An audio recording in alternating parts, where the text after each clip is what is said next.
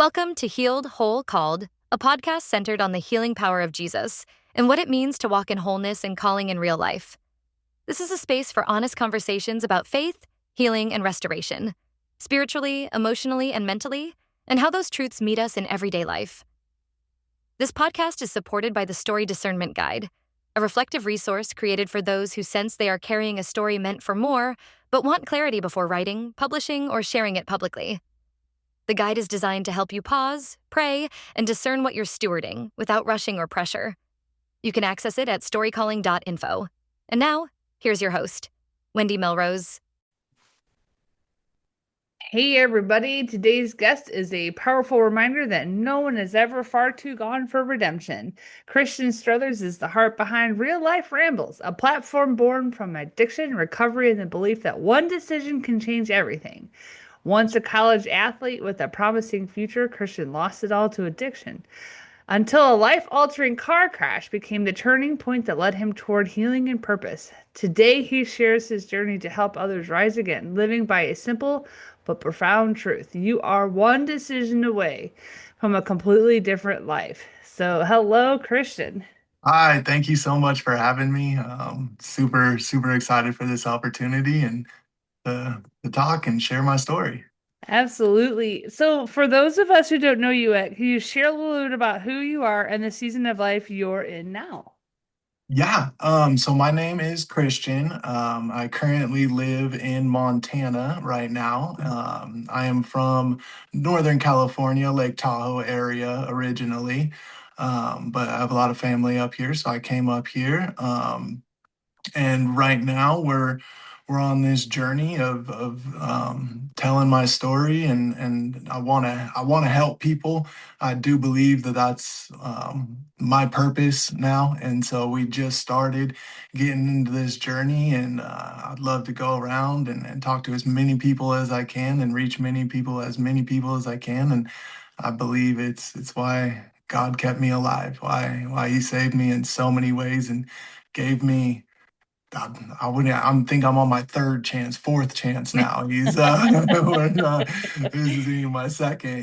He has definitely kept me in his arms Yeah. this journey, and so Isn't it amazing? It's like, when I don't know if you're a parent or not, but the parents have a role of keeping the kids alive till they're 18, and then it's our yeah. job to keep ourselves alive. And Yeah. it's not as easy as you think. I did not do a very good job at it. I didn't. Well, I mean, you're doing okay. Here's the thing. God's heavenly angels has worked overtime. Overtime, and they're finally excited. I think that they're going to take a bit of a break. I am doing a lot better. I learned a lot. They Yeah. taught me a lot, and so I think they're sitting back just a little bit, and That's awesome. That's so funny. So, could you take us back? I know we shared a little bit about it in the intro of the season where life felt the hardest, because we all know that who you are today was because of some of those really hard things you've been through. yeah, yep, yeah. So back in it really it started. I was a high school baseball player, and then I even played baseball in college. So that was my dream. That's I grew up playing baseball, and that I took that away from myself, struggling with addiction, and just got into parties and the wrong crowd, and so I ended up taking that dream away from myself. Mm. And that's kind of where it started. But then that was really hard to get through here. I was an athlete all my life. That's all I knew. That's what I did. And then I started working for event companies, mud runs, color runs, and I was the hype man. So I was in charge of pumping everybody up and getting everyone excited. And the crazier I was, the more money I made. And young, I was 20, 21, 23, and I just didn't know how to turn that off. So that's when it really started sliding downhill. Mm. I would come home and still be just as crazy and normal life, and so then well, I was about well, it's been about 9 years now. So back in 2026, August 3rd, of 2026. Well, it's Uh, 2026 now. no, sorry. So 2016. 2016, 20, Okay. thank you. Yes, I'm 20, like, well, I mean, I'd love to be in the future, but I 2016. It's think. okay. We're here right now. So in 2016, August 3rd, I went out with a friend and we went to about three bars and we were drinking. I was the passenger in the car, he was driving. And I don't remember this. I woke up about a week later in the hospital, but Mhm. I guess we were going about 130 miles an hour on the highway up here, and we ended up swerving into the center divide. Wow. And I was wearing my seatbelt. He was not. He did not survive the crash. Oh, And I ended up, they said I flipped for a football field and a half end over end in the car.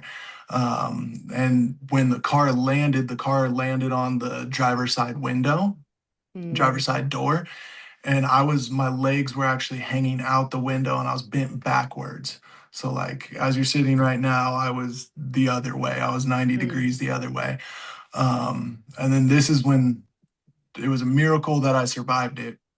But then they said that the seatbelt was choking me out and I would have died from that, from the seatbelt. But they said somebody came from afar, cut my seatbelt, and then disappeared back into the crowd. No one knows Or who it did was. Jesus do it? Yes, that's my angel, and that's I still every time I've told this story over, I still get chills. I it is, so it's not only those things, those I would say huge things that cemented. I've always been a believer, but that cemented my belief. And that was just the first thing, So I got life flighted to a hospital. Like I said, it's been about a week in a coma. I had internal bleeding, 17 major injuries. I broke my neck. I had two strokes, multiple broken bones, collapsed lung.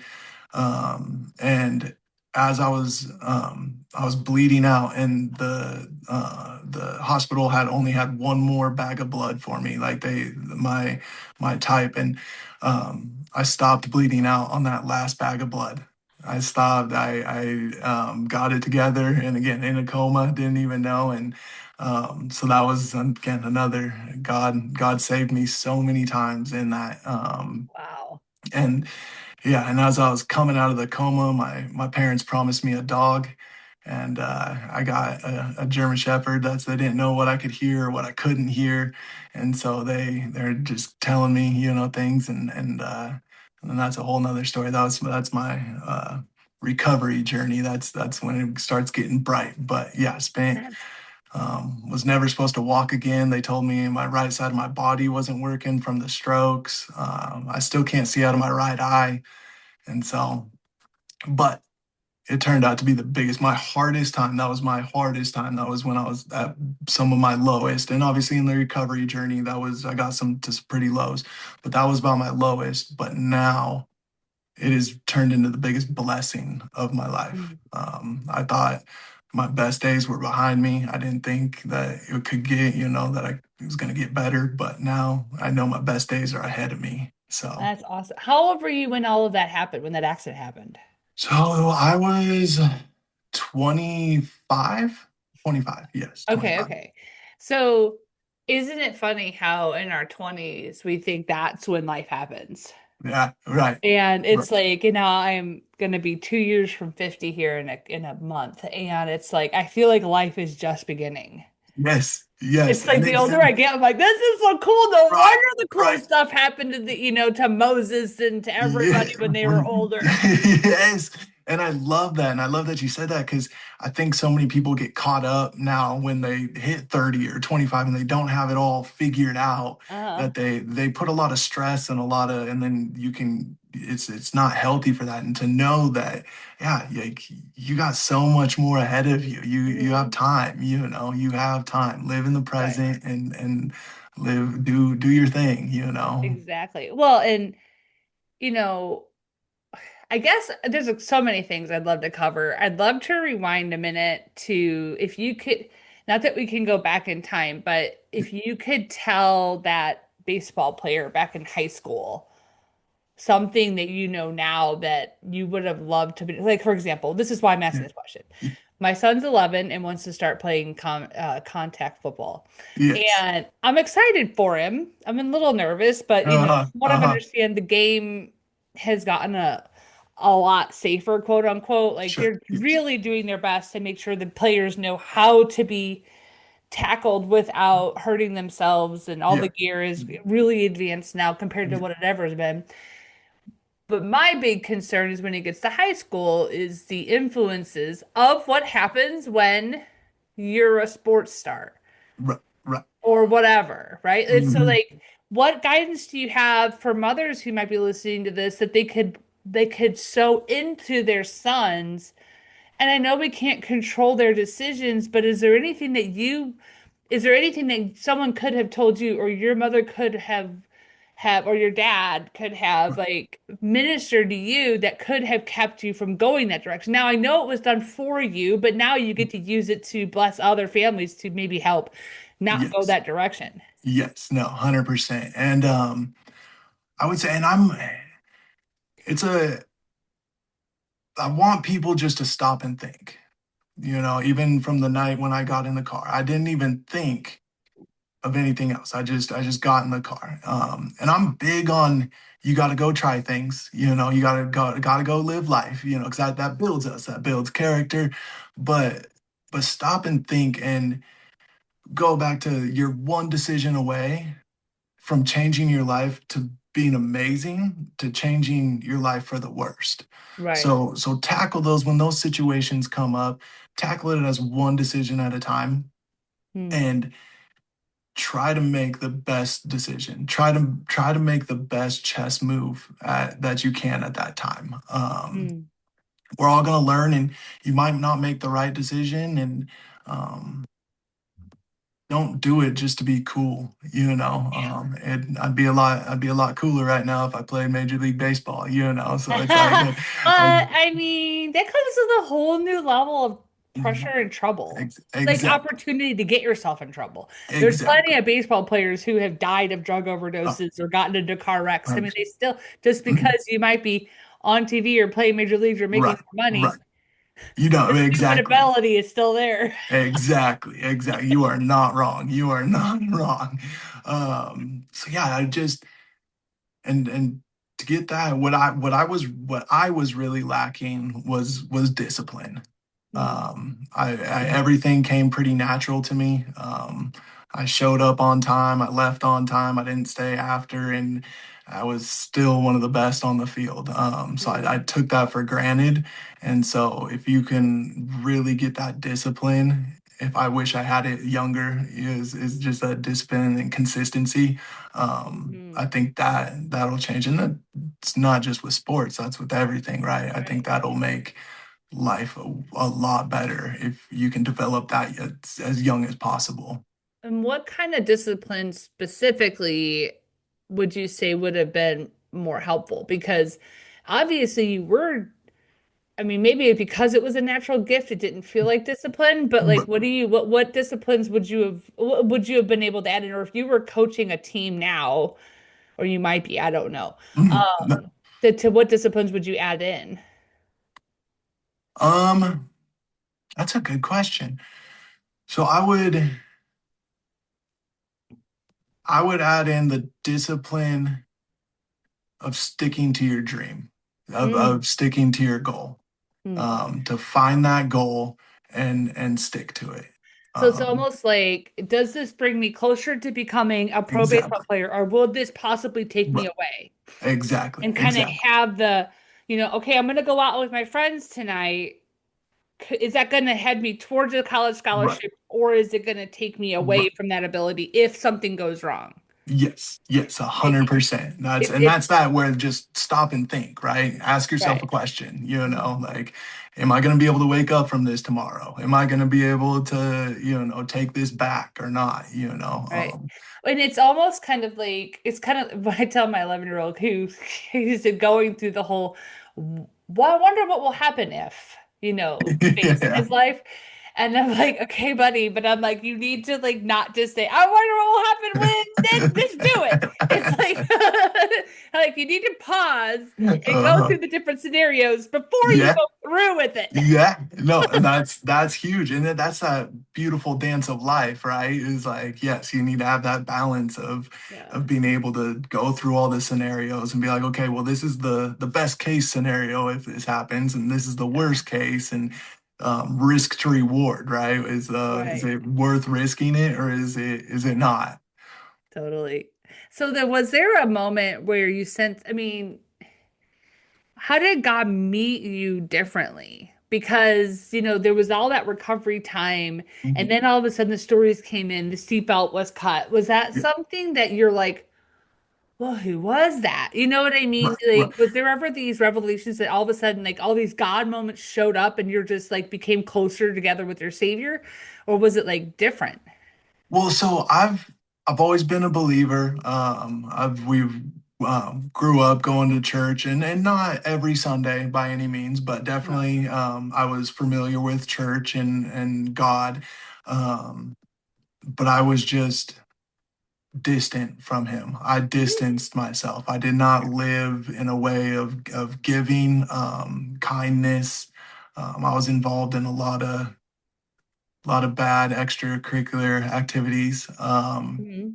And so I had just distanced myself. I always knew God was there, but um, wasn't close. And so Mhm. when those things came in, prayers, I believe in prayer is one of the biggest tools that helped me. I had a prayer train at the one of our local churches, and I Mhm. was getting cards from people on missions in different countries. They're sending me cards saying that they were praying for me and that they had seen me and heard my story. And I believe that is one of the biggest things that has helped me in my recovery. And so every time from those big things of my seatbelt getting cut to me praying on something relatively little or smaller and it happening, those are the Mhm. things that just keep bringing me closer and closer to God. Right. Same with, again, my right arm wasn't working and they were trying to teach me how to write left-handed and I wouldn't do it. I'd pray on it and just getting your thoughts, right? Your thoughts and prayer to me are very similar. Everyone Oh, gets sure. confused and is like, oh, manifestation or your thoughts. And I'm like, you're praying. Like that's Yeah, yeah. like Yeah, yeah. Well, and it's you like, the whole I could, we could go down a whole different that's rabbit right. hole That's and the ramble, rabbit like hole. you Yes, said, on yes. on the whole thing. But yeah, That's like you could manifestation whatever all you day long, but right.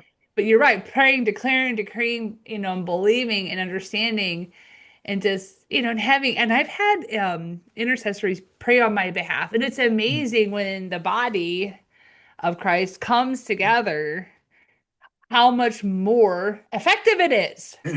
It's amazing. Power in prayer, power in numbers, and unfortunately, fortunately, I don't know yet. I'm still it was black for me when I was in a coma. Like a lot of people, like, oh, did you have out of a body experience? Did you see things? Did you? Because I was really close to death's door. They had even told my family to start thinking about what the next steps were for Mhm. that scenario. Um, and I didn't. I didn't. It was black. It was like I went to sleep and I woke up, no dreams, no nothing. So I didn't necessarily have that experience or anything Mhm. that brought me closer. But it was just proof through all the unexplainable things, the way I feel about it. I've also learned a lot. The night of the crash, I had this feeling in my gut as I was hugging my mom goodbye. I gave my mom a hug. I was supposed to go out to dinner with my family. I bailed on them to go out and party with friends. And I just had this feeling. And at the time, I didn't think anything of it, but I had this feeling in my gut. And then I woke up and now I know that was God talking to me. That's God letting you know. And so now when I have that feeling, and that's what I even tell kids, we all have that. And the more and Mhm. more you listen to that and believe that, like what's your gut tell you? What does your heart tell you? Because that is God talking to us and letting us know. So Yeah, um, absolutely. And so yeah. how are you? sharing that message with others? Are you like ministering to the youth or like going on to schools? Like, tell me, because you've got quite a compelling story that could help change the path of so many people, including adults. And that's yeah. So right now I've talked to a handful of schools. I'm really have just kind of started this journey for a while. I started an event because my Millie girl, my German Shepherd, like I said, that when I was coming out of the coma, my parents promised me a dog. So 2.5 months later, I was like, "Hey, got out of the hospital. I said, where's my dog?" And we found, and this is another thing where Millie was pick of the litter from this breeder that we got her from. And the weekend that they were supposed to come pick her up, they had gotten in a car crash and the husband didn't survive. He had Oh, passed away. And so then she was left and they didn't know, and so then we found her and she came across her with me and she turned into my soul dog and she was my angel, dog spelled backwards is God. And they're just yeah. there. She was amazing. She was the one, that's my secret sauce. Everyone's like, well, how'd you come through the hard days of recovery? And I was like, well, Mhm. I had a dog, Yeah. that's how I started walking again. I remember I was still in a wheelchair and she would pounce and want to play with me. And I would try to lift up off the wheelchair, there's still, I still couldn't walk and I'd be trying to play with her and whatnot. So I started an event to celebrate her. It had all her favorite things. I had doggy ice cream eating contest. We have costume contest, a little 3K obstacle course. We get booths to come out. And so I shared it through that for the past about 4 years. I've been doing events and telling my story when people come. And then after the first event, I realized it was so much bigger than me and we started donating 100% of profits back to animal shelters and Okay. really trying to connect people with dogs so that when they're going through their hard times and their low points that they have the same opportunity that I had. I'm working with that, and yeah, and we're reaching out to everybody, and we're trying to get in front of anybody and everybody that'll listen. So Oh, that's that's that's the so journey cool. I'm on now. That's awesome. Yeah, I didn't really realize the power of having a dog really until last May. And so it's not like I haven't had a dog in Right. my Yeah. life, but Yeah. I've never had my own. Uh-huh. And a friend of mine called me last spring. She's like, "Hey, there's these puppies that were found and there's one left. Like, do you want her?" I'm like, "Oh man, like a dog? I'd have to like worry about my furniture getting eaten." Right. And she's like, "Oh, just check her out." So I drove an hour away, took the kids with me, and I wasn't gonna leave without the dog. Yeah, yeah, But that's how it's they get like, you. I couldn't do that to my kids. And so we go, and she's the most beautiful, like, 50, she's 51% boxer, Oh, okay, yes. 15%, husky, Oh, and then she's got a little bit of pit bull in her because she's got like these jowls, and it's uh, she's as sweet as they come. And like the Lord redeemed is like showed me, um, because I've been chased by dogs, bit by dogs. It's one of yeah, the reasons why yeah, I mean, they love me, but I'm skittish because I yeah, haven't been treated properly yeah. by them. And you could do anything to her, and she doesn't do anything. And I'm like, and you can wrestle with her, pounce on her, and she just loves you. I'm like, Yeah, yeah. look at that. And I'm like, what? And I've said to the Lord, I'm like, I don't know why you brought her into my life, but thanks. Because No, 100%. I, That's and then same. As a kid, I was bit by a dog, and I had a scar under my eye for the yeah. longest time because I was bit, and wasn't necessarily the biggest fan of dogs. Same. And then we ended up getting a German Shepherd. Oh yeah, One which of is the those. worst And of them. yeah, Sorry. and but she was again my soul dog, and she actually Oh, ended up passing away last year oh at seven no. years old. She got heart disease and passed away. And that, even in itself, brought me closer to the Lord. I was Yeah. so blessed she was here. I still get broken up about it. It was one of my hardest losses I've ever had. Sure. And but I felt so blessed that He brought her into my life and she did her job Yeah. and now I'm like, well, maybe maybe he needs her up there now, like he needs her more than I do now because she Yeah. was amazing, but I Nice.